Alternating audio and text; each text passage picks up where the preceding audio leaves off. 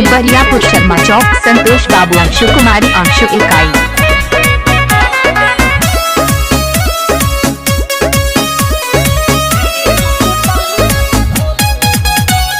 बानी बड़ी खुश जूस पिया तानी फल के, बानी बड़ी खुश जूस पिया तानी फल के, छोड़ देले तानी पानी पिया चापा कल के, मारा तानी मजा महल होली में बदल के। अंशु कुमारी अंशु बरियापुर पश्चिम टोला संतोष राज। अरे मारा तानी मजा महल होली में बदल के। पहली तो चल गई दिल से निकल के, लाग गई जोड़ी जैसे लागेला चप्पल के, मारतानी मजा महल होली में बदल के। शिव मंदिर शर्मा चौक बरियापुर संतोष बाबू अंशु कुमारी अंशु माल इकाई। में बा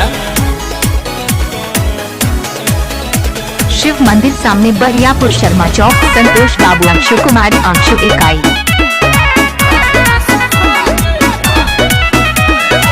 मन में तो बाटे ओकरा गैला के गम हो, ओकरो से नीमन जोगाड़ कैनी हम हो जनी बाकी मिल गई।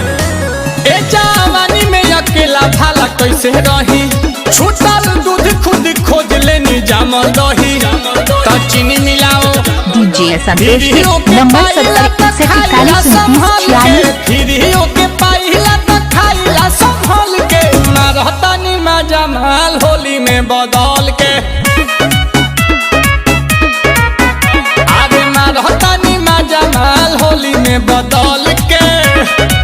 अंशु कुमारी अंशु बरियापुर पश्चिम टोला संतोष राज। गच रहता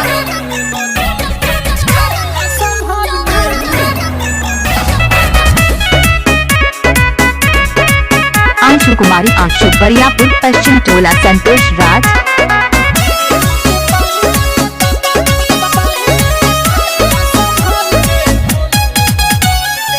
हमारा पबीतल बा हम जानतानी, अब जाके मिलता काटे के चानी।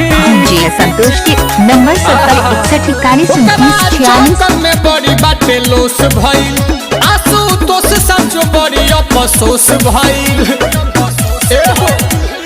कही के कंगाल गइल रहे नीलकमल के, कही के कंगाल गइल रहे नीलकमल के, मारतानी मजा महल होली में बदल के। शिव मंदिर शर्मा चौक बरियापुर संतोष बाबू अंशु कुमारी अंशु माल इकाई। होली में बदल के भगवान नीमन बीतेगा। जय समत महाराज। डीजे संतोष बरियारपुर एक प्याई। फल के छोड़ देले पानी पानी पियल चापा कल के, मारतानी मजा महल होली में बदल के। अरे मारतानी मजा महल होली में बदल के। डीजे संतोष के नंबर 70